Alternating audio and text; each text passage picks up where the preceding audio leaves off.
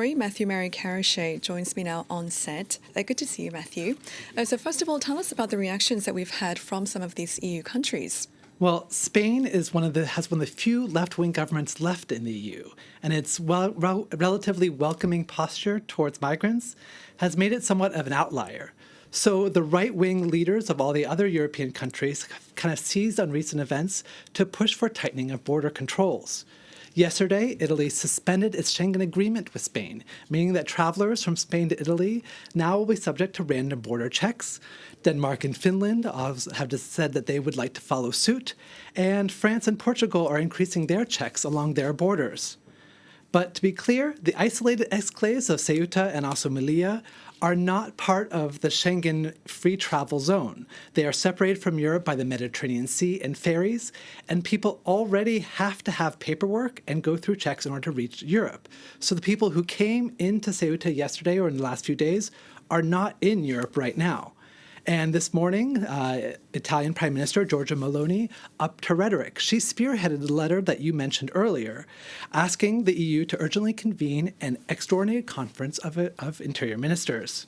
She said, "We cannot allow uncontrolled mass crossings, the exploitation of migration, or other hybrid threats to fuel the perception that it is possible to enter the European Union illegally."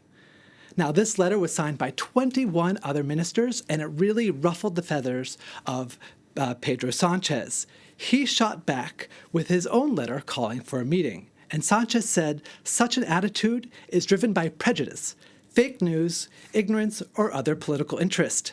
In the current international context, the European Union cannot afford this kind of selfish, polarizing, and unlawful reaction. He said that other Europeans should be rallying to support Spain through this crisis rather than criticizing it. Right. Now, Matthew Mary, the far right have used this event, this crisis, as fuel to advance their own agenda.